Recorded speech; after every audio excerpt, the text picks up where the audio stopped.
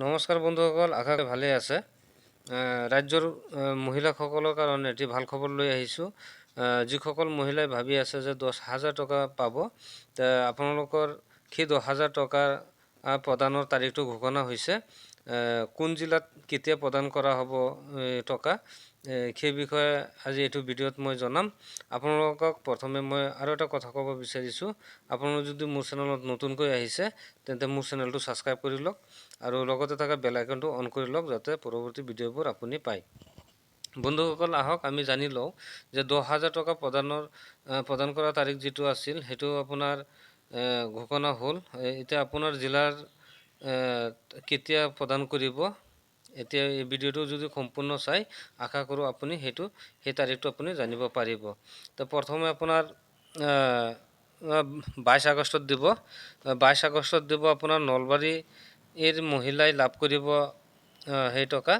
তাৰপিছত আপোনাৰ 22 আগষ্টৰ পিছত 23 আগষ্টত পাব জাগিৰোডৰ মহিলাই লাভ কৰিব এই ধন। তাৰপিছত 24 আগষ্টত মাৰ্ঘেৰিটাৰ মহিলাই পাব এই ধন।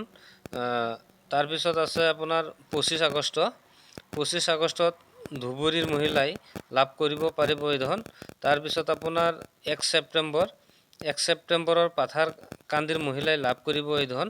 তাৰপিছত হৈছে আপোনাৰ 2 ছেপ্টেম্বৰত হোজাইৰ মহিলাই লাভ কৰিব এই ধন। 3 ছেপ্টেম্বৰত লাভ কৰিব আপোনাৰ জালুকবাৰী আৰু লাহৰীঘাটৰ মহিলাই লাভ কৰিব এই ধন। 4 ছেপ্টেম্বৰত ঢেকিয়াজুলিৰ মহিলাই লাভ কৰিব এই ধন। আৰু 6 ছেপ্টেম্বৰত মানকাছাৰৰ মহিলাই লাভ কৰিব এই ধন।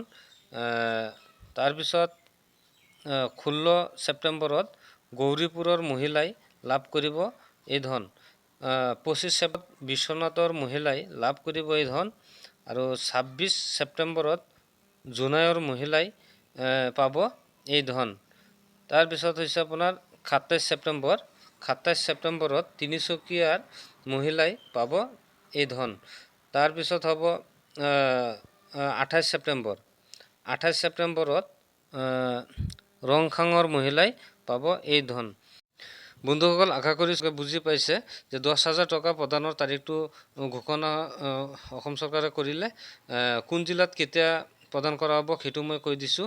আপোনালোকে যিমান পাৰে এই ভিডিঅ'টো শ্বেয়াৰ কৰি দিয়ক, আৰু ভিডিঅ'টো যদি ভাল লাগে তেন্তে এই ভিডিঅ'টো আপুনি এটা লাইক কৰি দিয়ক। চেনেলটোত যদি নতুনকৈ আহিছে ছাবস্ক্ৰাইব কৰিবলৈ নাপাহৰিব।